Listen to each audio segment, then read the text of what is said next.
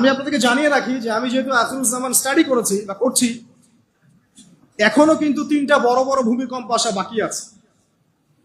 নবী করিম সাল্লাল্লাহু আলাইহি ওয়াসাল্লাম একদিন মসজিদের সামনে যাচ্ছেন, সাহাবীরা ভিতরে বসে আছে।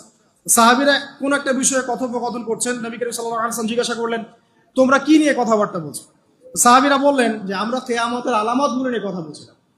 তখন নবীজি বললেন সাল্লাল্লাহু আলাইহি ওয়াসাল্লাম, 10টা আলামত আসার আগে কিয়ামত হবে না। কয়টা আলামত?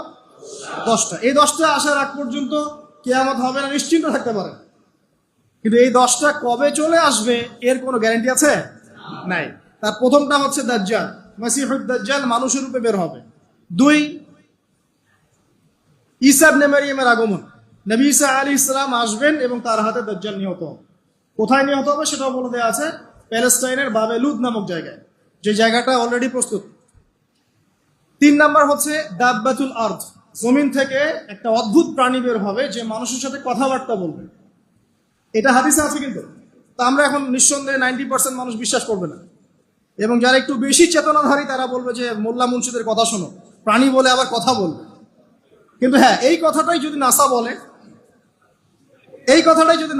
যে হ্যাঁ একটা প্রাণী আছে পৃথিবীর গভীরে, সে অচিরেই বের হবে এবং কথা বলবে, দেখবেন সবাই বিশ্বাস করছে। দেখেন চিন্তাগত শিরক। দেখেন যখন আমরা ওইসব মিডিয়া থেকে কোনো কথা আসে, আমরা নিশ্চিন্তে নির্দ্বিধায় বিশ্বাস করি। আল্লাহ পাক হাদিসে বলছেন, নবী হাদিসে বলছেন দাব্বাতুল আরদ বের হবে, মানুষের সাথে কথাবার্তা বলবে। মানুষ বিশ্বাস করতে চায় না।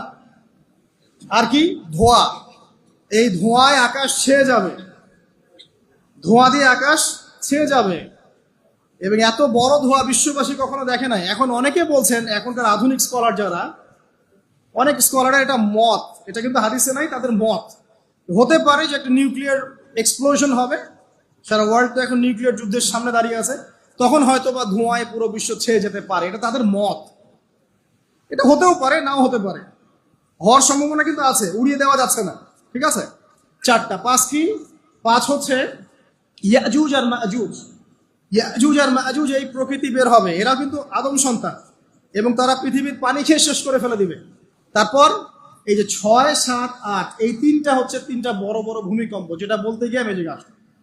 এই 3টা ভূমিকম্প এখনো আসা বাকি আছে। নবীজি বলেছেন একটা পৃথিবীর পূর্ব দিকে হবে। পূর্ব দিক কোন দিক? এই যে Indonesia, Malaysia, Bangladesh, Pakistan, Myanmar, আপনার শ্রীলঙ্কা, এই পুরো কন্টিনেন্ট পূর্ব দিক, পৃথিবীর পূর্ব দিক। কোন কান্ট্রি এটা তো বলা হয়নি, পূর্ব দিক বলা হয়েছে। এবং এখানে ভূমিকম্প বলা হচ্ছে না, বলা হচ্ছে ভূমি ধসে যাবে, মানে পুরো ভূমিটা নিচে চলে যাবে। এখন যারা এগুলো নিয়ে গবেষণা করেন তারাও কিন্তু সেম কথাই বলছেন, খেয়াল করে দেখেন। তারা হয়তো বিজ্ঞান দিয়ে ব্যাখ্যা করছেন, কিন্তু হাদিসে কিন্তু এটা বলা আছে। আরেকটা হচ্ছে পৃথিবীর পশ্চিম দিকে।